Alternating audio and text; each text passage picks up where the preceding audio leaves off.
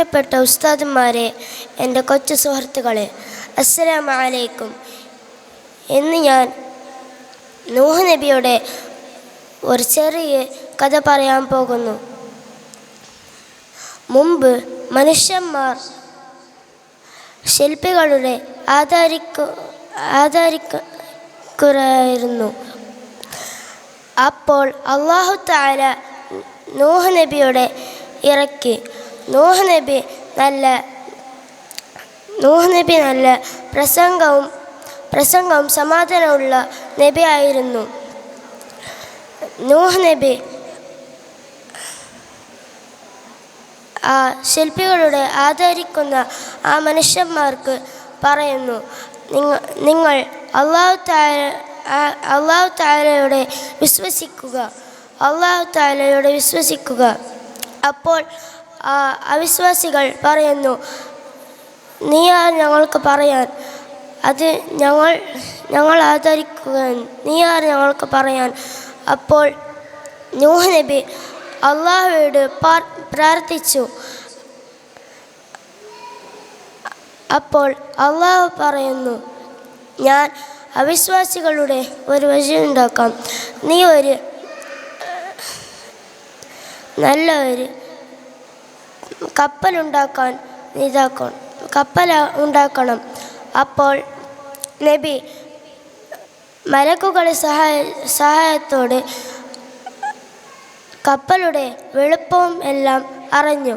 അപ്പോൾ മുമ്പ് അല്ലാഹു തആല പറഞ്ഞിട്ടുണ്ടായിരുന്നു, എല്ലാ ചെടികൾ ഉണ്ടാക്കണം. അപ്പോൾ ആ ചെടികൾ മരം ഉണ്ടായിരുന്നു. ആ മരയുടെ കട്ടാക്കി നല്ലൊരു കപ്പലുണ്ടാക്കി.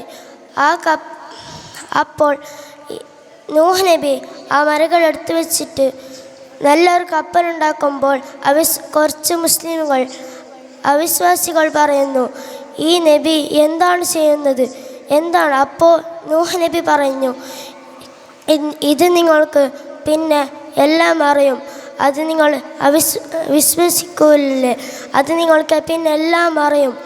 അപ്പോൾ നൂഹ് നബി കപ്പലുണ്ടാക്കി. അപ്പോൾ വെള്ളപ്പൊക്കം തുടങ്ങി. അപ്പോൾ നൂഹ് നബി എല്ലാ മുസ്ലിമുകൾക്കും പ്രാണിപക്ഷികളുള്ളവർക്കും കപ്പൽ കയറാൻ പറഞ്ഞു. അപ്പോൾ അവിശ്വാസികൾ ആരും കയറിയിട്ടില്ല.